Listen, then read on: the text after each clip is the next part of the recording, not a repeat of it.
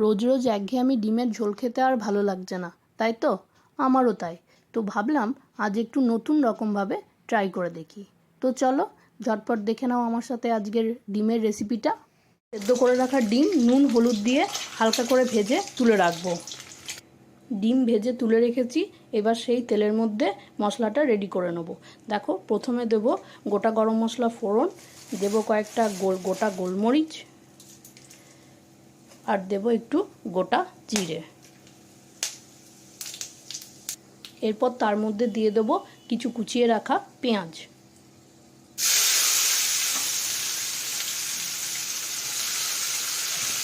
এবার পেঁয়াজ দিয়ে ভালো করে নেড়ে চেড়ে ঢাকা দিয়ে দেবো। একটু নুন দিয়ে দেবো, তাহলে পেঁয়াজ তাড়াতাড়ি নরম হয়ে যাবে। এইদিকে আমি কয়েকটা কাজু আগে থেকে জলে ভিজিয়ে রেখে দিয়েছিলাম, এবার সেটাকে মিক্সিতে পেস্ট করে নেব। কাজুর পেস্টটা রেডি করে নিয়েছি, এরপর আদা রসুনের একটা পেস্ট তৈরি করে নেব। এদিকে মশলাও বেটে রেডি করে নিয়েছি, আর এদিকে পেঁয়াজও বেশ লাল লাল করে ভাজা হয়ে গেছে। এরপর এর মধ্যে অ্যাড করে দেবো কিছু টমেটো কুচি, তারপর আবারও কিছুক্ষণ মশলা কষিয়ে নেব। এরপর দিয়ে দেবো বেটে রাখা আদা রসুনের পেস্ট, আর দিয়ে দেবো কিছু গুঁড়ো মশলা। দিয়ে দেবো ধনে গুঁড়ো, দিয়ে দেবো জিরে গুঁড়ো, দিয়ে দেবো একটু গোলমরিচ গুঁড়ো, রঙের জন্য একটু কাশ্মীরি লঙ্কা, আর দেবো পরিমাণ মতো হলুদ। গুঁড়ো মশলা দিয়ে দিয়েছি, এবার মশলাটাকে একটু ভালো করে কষিয়ে নেব।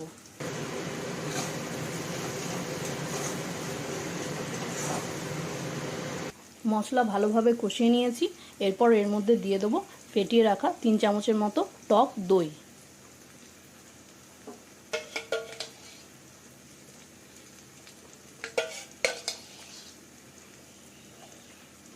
টক দই ভালো করে মশলার সাথে এবার মিশিয়ে নেব।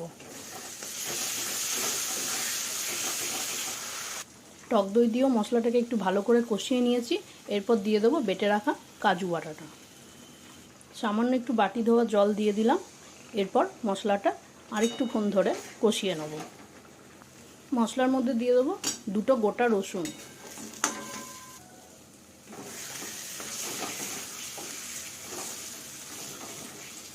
মশলা কিন্তু ভালো করে কষানো হয়ে গেছে, এরপর ভেজে রাখা ডিমগুলো মশলার মধ্যে দিয়ে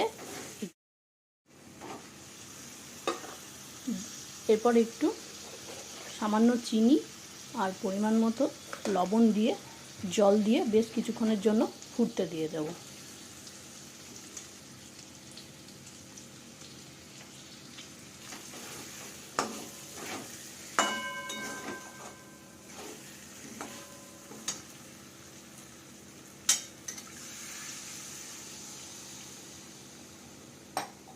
এরপর ঢাকনা চাপা দিয়ে 5 থেকে 10 মিনিটের মতো ফুটতে দিয়ে দেবো, তাহলেই রেডি হয়ে যাবে আমাদের ডিমের মালাইকারি।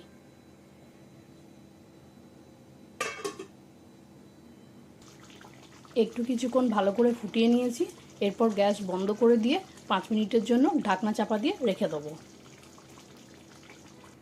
তোমরা কিন্তু চাইলে এর মধ্যে ধনে পাতাও দিতে পারো। 5 মিনিট পরে দেখো রঙটাও কি সুন্দর এসেছে, আর গন্ধটাও কিন্তু খুব সুন্দর বেরিয়েছে।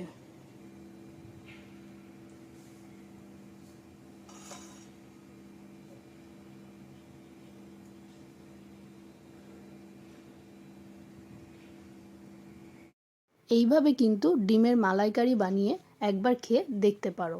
টেস্টটাও একটু অন্যরকম হয়, আর গরম গরম ভাতের সাথে খেতেও কিন্তু বেশ ভালো লাগে।